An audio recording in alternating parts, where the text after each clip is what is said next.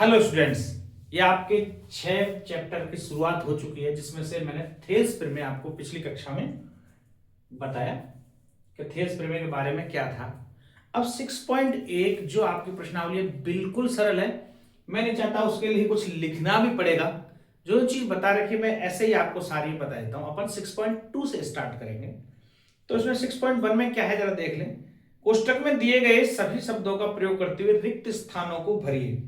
कि सभी व्रत कैसे होते हैं मैंने बता चुका हूं पहले से ही परिचय में, कि सारे सारे व्रत, सभी आयत, सभी वर्ग समरूप होते हैं। तो इसमें सर्वांग सम और समरूप लिखा हुआ है, इसका मतलब समरूप होते हैं। दूसरी बात क्या दे रखी, सभी वर्ग, तो वर्ग भी समरूप ही होते हैं। सभी त्रिभुज समरूप, त्रिभुज कौन से समरूप होंगे मैंने लिखा था उसमें पॉइंट, समबाहु, समद्विबाहु, समकोण, जिसमें से एक एक करके समकोण को काटा, फिर समद्विबाहु को काटा। मतलब समरूप त्रिभुज ही समरूप होते हैं सारे के सारे। ठीक है, कौन से वाले, समबाहु, समबाहु त्रिभुज समरूप होंगे। भुजाओं की संख्या समान वाले दो बहुभुज समरूप होते हैं यदि उनके संगत कोण समान हो तथा उनकी भुजाएं समानुपाती हों। ये दो ही शर्त बताई थी, संगत कोण बराबर होने चाहिए और भुजाएं समानुपाती हों, तो फिर वो समरूप हो जाएंगे। निम्न में दो भिन्न भिन्न उदाहरण दीजिए समरूप आकृतियों के और ऐसी आकृति जो समरूप नहीं है। तो समरूप आकृतियों के उदाहरण तो खूब है, वृत्त है, वर्ग है, आयत है, ये तो समरूप आकृतियों के उदाहरण हो गए।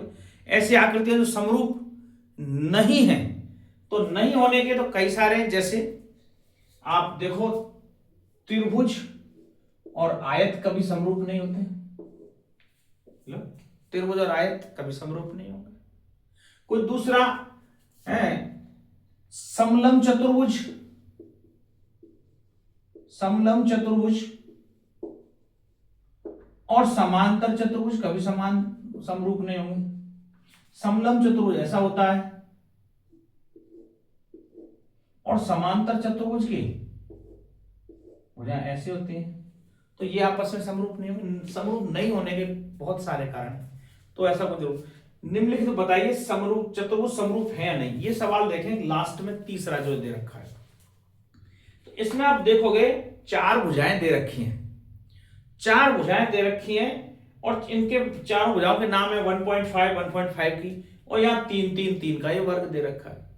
तो रेशो तो बराबर है, 1.5 का दुगना 3, डबल डबल दुगने का रेशो है, लेकिन इनमें जो कोण है वो आपस में बराबर नहीं है। ये जरा मैं आपको बता देता हूं कि इसमें क्या ये समरूप है, ऐसा पूछा गया है।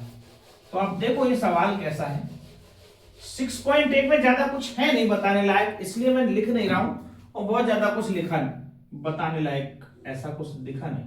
ये ऐसा कुछ है 1.5 1.5 1.5 1.5 ये चारों, और एक तरफ बना रखा है स्क्वायर जिसकी तीनों वजह 3 3 3 3। मतलब भुजाएं का अनुपात जी, इसका डबल है, इसका डबल है, इसका डबल है, इसका डबल है। भुजाओं का संगत अनुपात तो एक दूसरे की दुगनी है, कोई दिक्कत नहीं है। लेकिन जो इनके कोण है, आप कोण देख लोगे, यहां ये कोण सब 90 डिग्री के हैं, सारे के सारे, लेकिन इसमें कोण 90 डिग्री के नहीं है, इसलिए ये आकृतियां समरूप नहीं है, समरूप नहीं है।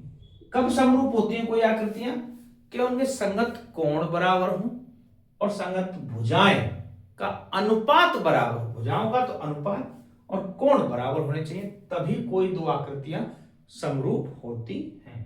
ठीक है, बस ये इतनी सी आपकी 6.1 थी। अब 6.2 के अपन सवालों की तरफ बढ़ते हैं, तो वो आपको मैं बताऊं। यहां तक ऐसा कुछ उतारने लायक कुछ भी नहीं है, अपन 6.2 की तरफ ही चलते हैं डायरेक्ट।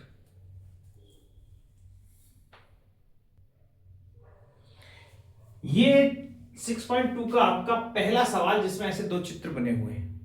दिया गया है बीसी के समांतर डीई है, यहां भी बीसी के समांतर डीई है, ऐसा दे रखा है, और कुछ मान दे रखे हैं A D 1.5, D B 3 centimetre और यहाँ ए ई 1 सेंटीमीटर। तो ई इसमें तो ज्ञात करना है अपन को ई सी।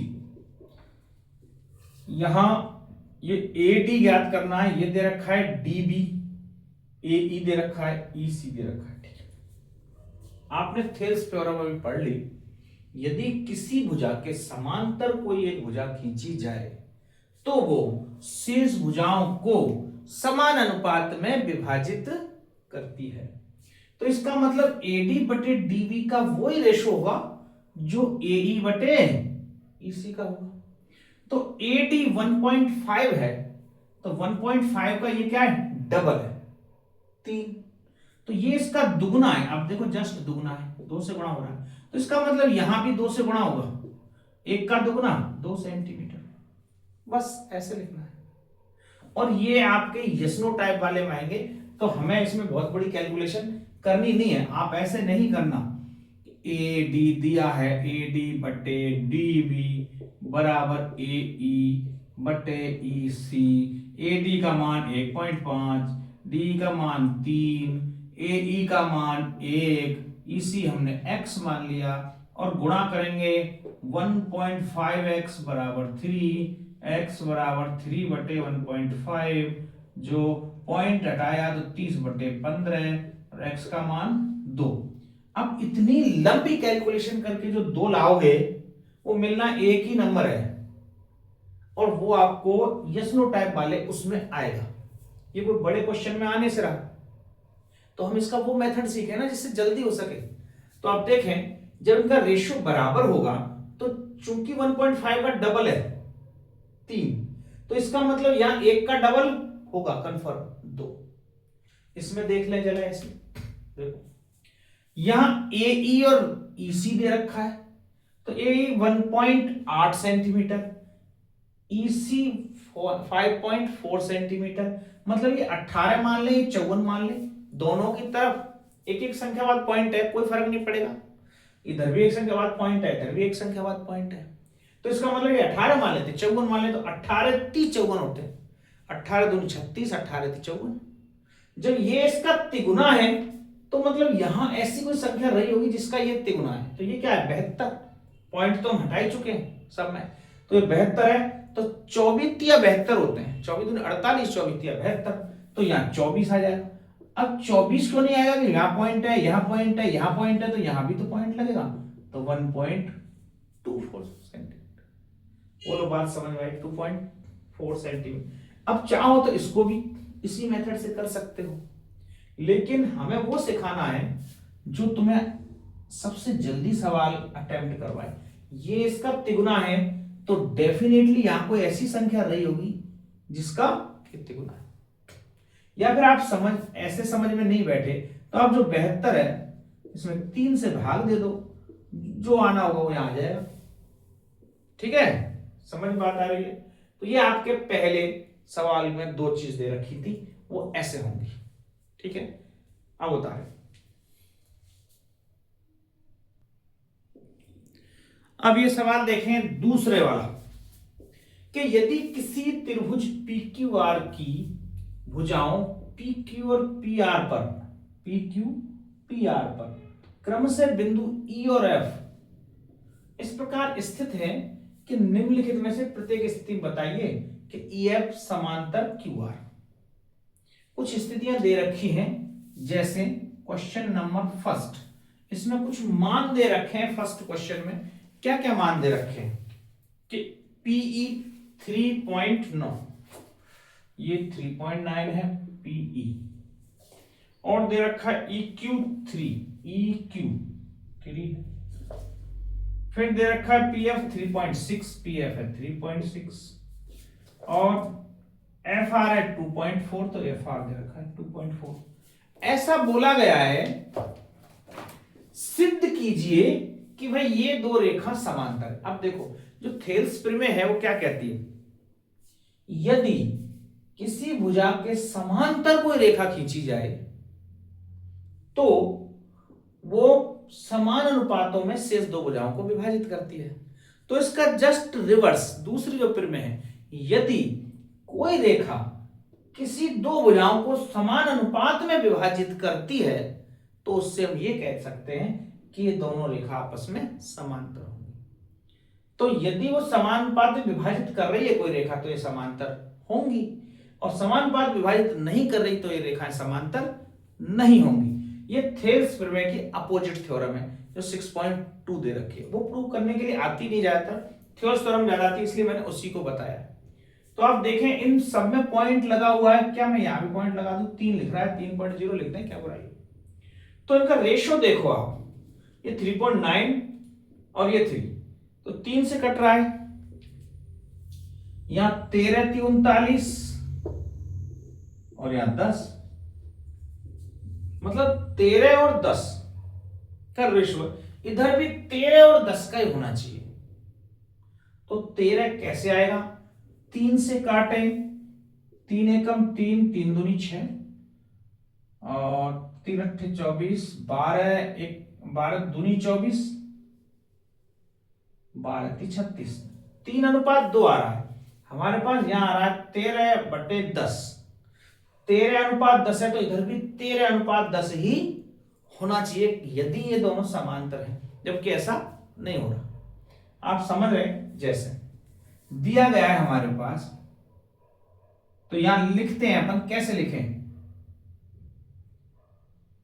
EF समांतर QR तभी संभव है जबकि PE/EQ बराबर हो PF/FR। क्या ये बराबर है? देखें तो 3.9/3.0 बराबर 3.6/2.4। तो इसको अपन काट रहे हैं, 3 से काट रहे हैं, 13 39 10, और यहां पे काट रहे हैं 12 दूनी 24, 12 36। इसका मतलब PE/EQ is not equal to PF/FR। जब ये बराबर नहीं है तो इसका मतलब ये बात तय हुई, इसलिए EF is not equal to parallel QR। जैसे पैरेलल साइन लगाएंगे उसमें नॉट इक्वल टू काट देंगे, इसका मतलब ये इसके पैरेलल नहीं होगी। ठीक है, ये बात है, इसके पैरेलल नहीं होगी, ये बात तय है। बात बोलो समझ में आई? इसको नहीं लिखे अपन, नॉट इक्वल टू साइन लगा दिया, कोई इशू नहीं। तो ऐसे 3-4 तरह की कुछ सिचुएशंस दे रखी हैं, आप सब में करके देखेंगे तो पता चल जाएगा कैसे हम सबको जैसे एक एक करके हल करते हैं, उतारते हैं। अब देखो इसी प्रकार के 2 सवाल और दे रखे, इस टाइप का भी सवाल आएगा तो वो भी आपके मल्टीपल चॉइस क्वेश्चन में ही आएगा। बड़ा सवाल आने से इससे कोई मतलब नहीं, तो अपन ऐसे जो प्रूव करके देखें, ऐसी भी जरूरत नहीं पड़ेगी कि भाई प्रूव कीजिए, ऐसा कोई समस्या एक नंबर का ज्यादा से ज्यादा आएगा। तो आप देखें कैसे कैसे इसको कर सकते हैं, वही तरीका जो मान है। PE 4 रख दिया, QE 4.5, ये 4.5 रख दिया, PF 8 हो गया, RF 9 हो गया। देखो जरा काट के कट रहा है क्या? यहां रेशियो आ रहा है 8 और 9, यहां रेशियो आ रहा है 4 और 4.5। अब देखें 4 4.5 का रेशियो और यहां 8 और 9 का रेशियो, क्या ये सही है? तो किस हिसाब से सही है, क्या स्थिति है, कैसे अपन अंदाजा लगाएं क्या ये कट रहे हैं आपस में? तो एक तरीका ये भी है इसमें, देखो ये इस 4 का डबल है, ये भी इसका दुगना है, फिक्स सिस्टम है, इसका मतलब ये उनका रेशो भी बराबर ही होगा। कैसे अपन को पता चलेगा क्या सिस्टम है? तो अपन एक तरीका आता है इसमें, जैसे मैं बताऊं कि कैसे प्रूव करें कि आपने कहा अभी तो इसका डबल देख रहे थे आप, अब इसका डबल देखने क्यों लग गए? रेशो तो हमें इनका देखना था, आप इनका क्यों देखने लग गए? तो जरा मैं तरीका बता रहा हूं आपको, आप देखोगे 4 4.5 है या 8 9 का रेशो है, कट तो रहा नहीं है, तो ये बराबर भी नहीं आ रहा, आपके हिसाब से बराबर नहीं आ रहा, पर मैं बता बराबर है। हमें ये रेशो भी चेक करना है, यदि ये नहीं बैठ रहा इससे चेक कर लेंगे। कैसे पता चला, जरा एक बार देखें कि जैसे मैं PE बटे ई क्यू करूंगा बराबर पी एफ बटे एफ आर करूंगा। तो क्रॉस मल्टीप्लाई करना जरा इनका। क्रॉस मल्टीप्लाई ये होता है कि पीई गुणा एफ आर, इसका गुणा इससे बराबर होना चाहिए P F into E Q. इनका गुणनफल दोनों का बराबर होना चाहिए कुल मिलाकर। आप यदि रेशो में समझ नहीं पा रहे, निकाल नहीं पा रहे, तो इसका एक शॉर्ट सिंपल तरीका इनका क्रॉस करके देखें गुणा। यदि क्रॉस गुणा बराबर आ रहा है तो क्रॉस गुणा पीई एफ आर, पीई कहां है ये 4, एफ आर कहां है एफ आर 9, बराबर पी एफ कहां है 8, ई क्यू कहां है 4.5। गुणा करके तो 9 चौके 36 और 45 अट्ठे 45 दूनी 90 और 9 चौक 36। 360 को कितना आएगा 36 ही आएगा। गुणा करेंगे 8 में 40 की 0, 8 चौक 32, 4 36, दोनों से 3 36 36 आ रहा है। इसका मतलब रेशो बराबर है। तो हम ऐसे भी चेक कर सकते हैं, ये इसका डबल है, ये भी इसका डबल है। तो यदि इसका तिगुना होता तो इसको भी इसका तिगुना होना पड़ता। ये रेशो भी यदि बराबर आ रहा है तो भी हम आसानी से कर सकते हैं। ये दूसरा सवाल हुआ। तीसरे में देखें जरा, यही मिटा लेता हूं मैं सारी ये चीजें।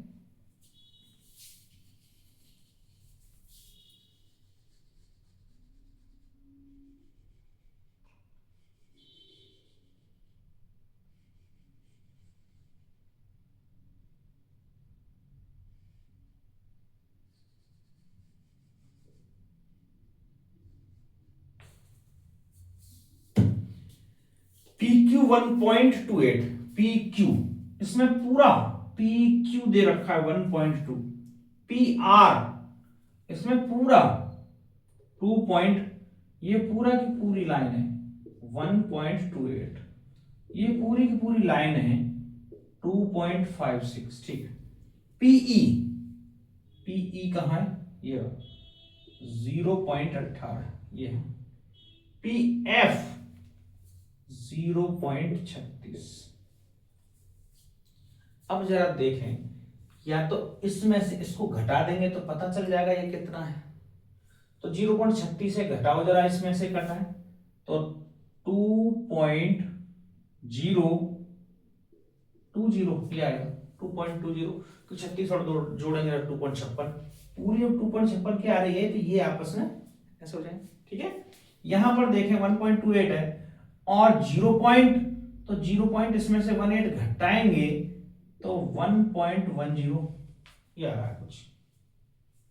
अब आप देखें 18 दूनी 36 डबल आ रहा है, 11 दूनी 22 डबल आ रहा है, ये भी रेशो बराबर है। बस हमें तो प्रूव करना है। यदि रेशो बराबर है तो इसका मतलब दूसरे वाले सवाल में भी समांतर होंगी रेखाएं और इस तीसरे वाले सवाल में भी रेखाएं समांतर होंगी। किस कौन सी वाली, ई एफ जो प्रूव करवा रहा है, ई एफ समांतर क्यू आर, इसमें भी और यहां भी ई एफ समांतर क्यू आर।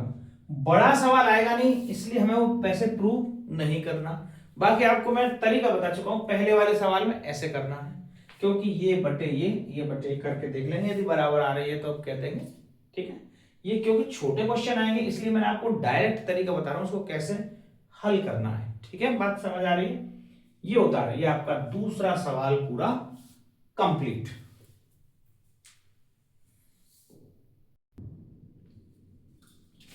अब ये सवाल देखें आपका तीसरा। जो सवाल आपके बोर्ड के पेपर में सिद्ध करने के लिए आते हैं वो इस टाइप से आएंगे। यदि बड़ा सवाल होगा 1-2 नंबर का, 2.5 नंबर का, लगभग समथिंग ऐसा सवाल आएगा, तो ऐसे सिद्ध करने के लिए आएंगे। कैसे सिद्ध करना है, क्या तरीका है, प्रॉपर वे कैसा होगा, कैसे लिखना है। ऐसा एक चित्र बना हुआ है, इसमें 6.18 आकृति दे रखा है। इस आकृति का नाम भी लिखा हुआ आपको बुक में, 6.18 करके ये आकृति है। ठीक है, लिख दिया सर। यदि इसमें L M parallel C B, L M जो ये वाली लाइन है वो पैरेलल है सी बी के, मैं इसमें यदि एरो के ऐसे साइन लगा दिए किन्हीं दो लाइनों में तो इसका मतलब ये हो जाता है ये इसके पैरेलल है, ये एरो ये चीज बताता है। दूसरा L N parallel C D, L N ये लाइन इसके पैरेलल है, इन दोनों में एरो लगा दिया।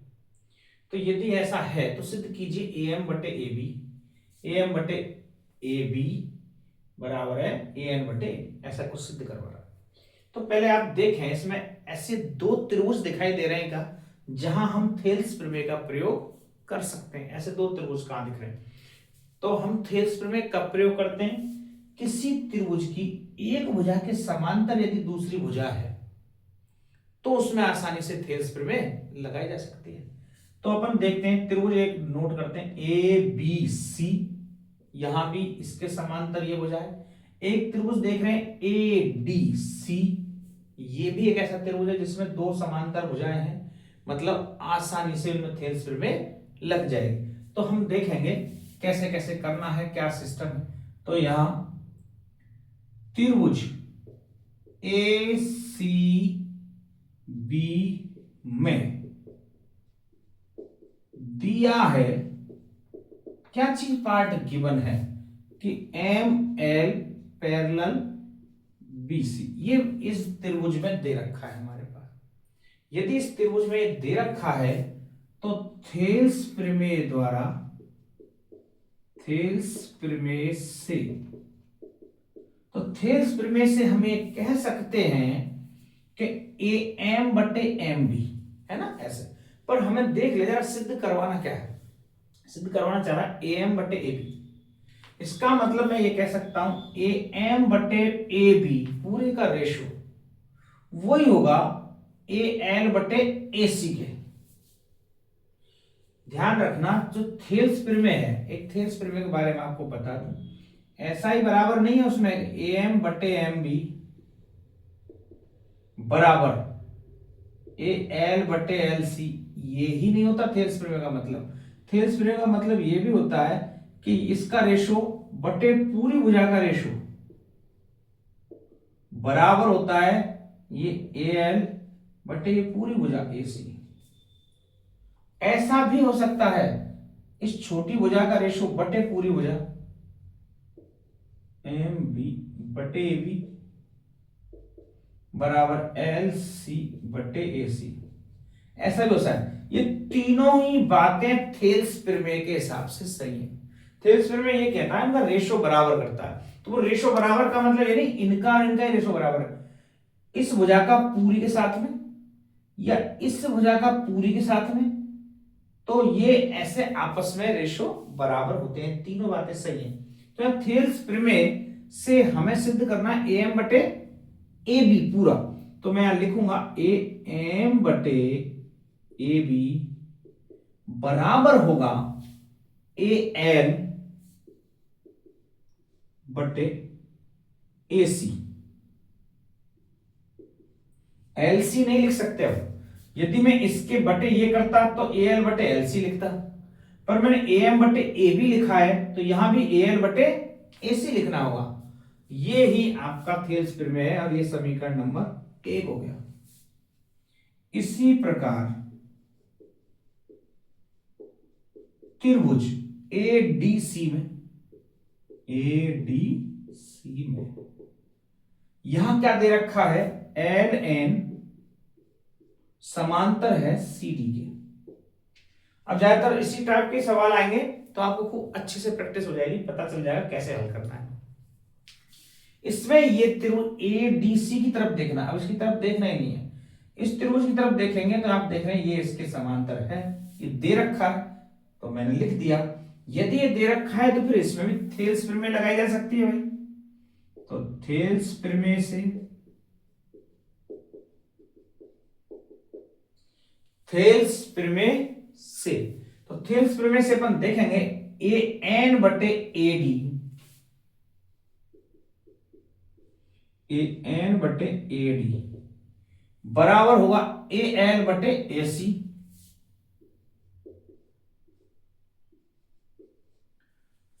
क्योंकि जब ये दोनों भुजाएं समांतर हैं तो इसका ये भाग इस पूरी भाग से वही अनुपात होगा जो इसका इस पूरी भुजा के साथ होगा। बात समझ आ रही है? ये समीकरण नंबर 2 बन गया। अब समीकरण 1 और 2 को आप देखोगे तो इसका आरएचएस जो साइड है, राइट हैंड साइड, दोनों बराबर है। जब दो समीकरण में कोई एक साइड बराबर है, इसका मतलब उसकी एलएचएस साइड भी बराबर होगी। तो समीकरण 1 व 2 से, समीकरण 1 व 2 से हमें देखने को मिल रहा है इसकी राइट हैंड साइड बराबर है। तो ए एम बटे ए बी बराबर ए एन बटे ए डी भी होगा। इतनी सिद्धम, यही सिद्ध हमें करना था। बोलो बात समझ में बैठ गई नहीं? जब इसकी राइट साइड बराबर है तो इसका मतलब लेफ्ट साइड भी बराबर होगी, तभी ये संभव हो पाएगा। ठीक है, जैसे ये कोई चीज हमें लिखा 10 बराबर 7 + 3 है, कोई कह रहा है 10 बराबर 6 + 4 है। इसका मतलब इसकी लेफ्ट साइड बराबर है, तो डेफिनेटली राइट साइड भी दोनों बराबर होंगी कि 7 + 3 बराबर 6 + 4, दोनों 10 10 ही आ रहे हैं।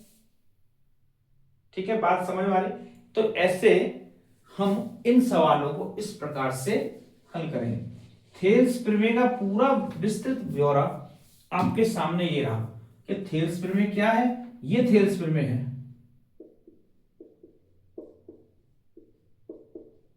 थेल्स प्रमेय, ये जो मैंने लिखा है सारा थेल्स प्रमेय में ऐसा होता है। ठीक है, ये सवाल नंबर 3 उत्तर है।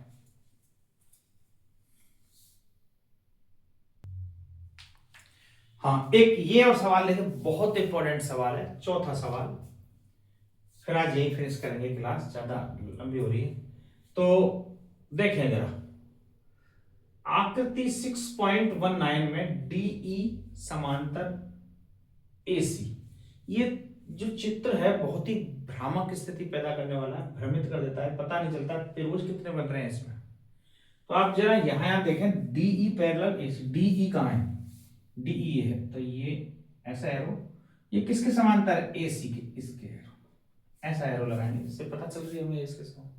दूसरा डीएफ, डीएफ कहां? ये, अब इसमें एरो का चिन्ह यूं लगाया है, तो डीएफ में ऐसा लगा दो उल्टा, ताकि हमें पता रहे ये किसके समांतर, नहीं तो फिर कंफ्यूजन हो जाएगा। ये दे रखा एई के समांतर, एई के समांतर ऐसा दे रखा, तो सिद्ध कीजिए ये दिस मैटर जो भी है। ठीक है, तो अब आप देखें जरा कैसे क्या क्या सिद्ध करवाना है, क्या चाहिए। तो हम कौन से ऐसे दो त्रिभुज हैं जिनमें थेल्स प्रमेय लगा सकते हैं। तो पहले नोट करें, ए ई, यहां ई कैसा आ गया? डबल डबल, एक मिनट, बी है ये,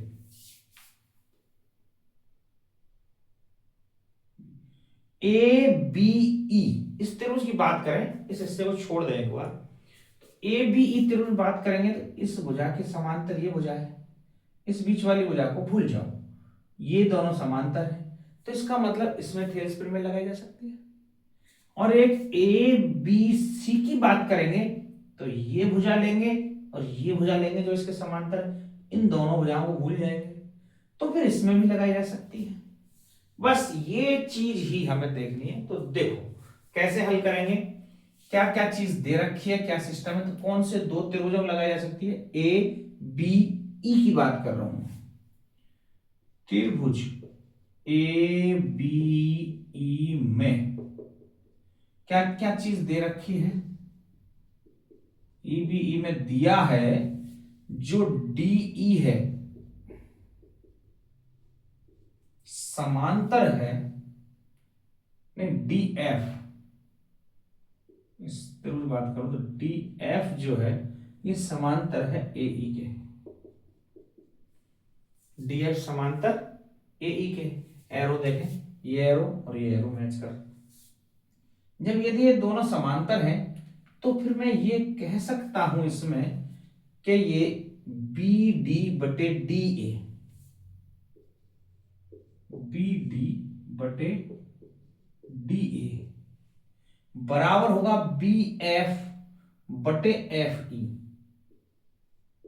बी एफ बटे एफ, समीकरण नंबर 1 किससे? थेल्स प्रमेय से।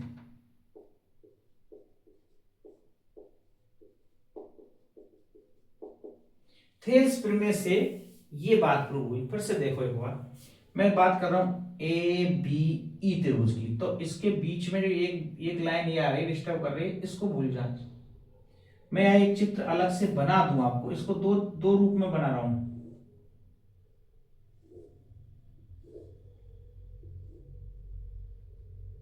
जिसमें यहाँ ए है, ई है, ये डी है, ये एफ है, ये बी है।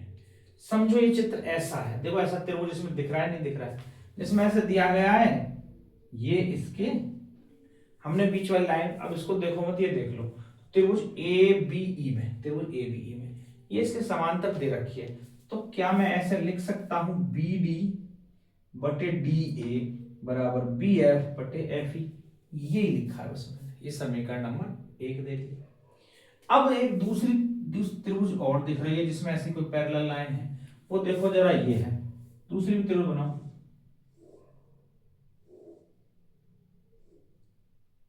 ये ए है, सी है, ये बी है और ये ई है।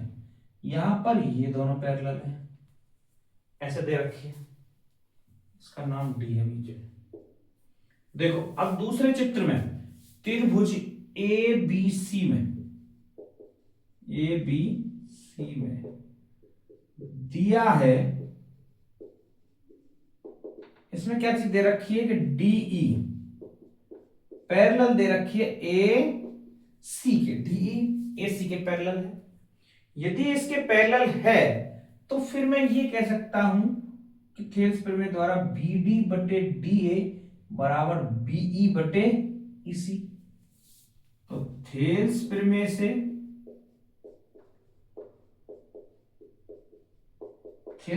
हम कह सकते हैं बी डी बटे डी ए बराबर होगा बीई बटे ये समीकरण नंबर 2। इसमें जो दो त्रिभुज क्षेत्र छुपे हुए थे, मैं दोनों को बाहर निकाल के ऐसे लिख दिया और आपको साफ साफ समझ आ रहा होगा इसमें ऐसे। तो जब ये देखें हमने, ये समीकरण 1 बन गया, ये समीकरण 2 बन गया दोनों त्रिभुजों से, तो हम इसमें नोट कर रहे हैं कि इसकी जो एलएचएस साइड है ना, दोनों बराबर है भाई, बिल्कुल डिट्टो बराबर है।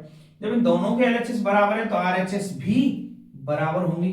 तो समीकरण 1 व 2 से तुलना करने पर, दोनों कंपेयर है, तुलना कर सकते हैं, तो आपस में ये एलएचएस बराबर है, इसलिए इसकी बी एफ बटे F E right hand side, इसका जो राइट हैंड साइड है बीई बटे ई सी बराबर होगी।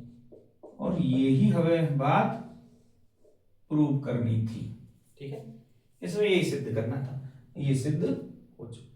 ये आपका चौथा सवाल, क्योंकि इसमें चित्र जो है बड़ी भ्रामक स्थिति पैदा करता है, इसलिए ये मैंने सवाल बताया कि चित्र को देख के समझ नहीं आता कौन सा त्रिभुज है। दोनों त्रिभुजों को मैंने अलग अलग छाप के बताया आपको, फिर आराम से, सवाल ज्यादा बड़े नहीं है, एक ही थ्योरम थेल्स प्रमेय सब जगह काम आ रही, बाकी सब सवाल भी ऐसे ही होने हैं। आज के लिए इतना ही काफी है, बस तैयारी जारी रखें और पढ़ते रहें। धन्यवाद।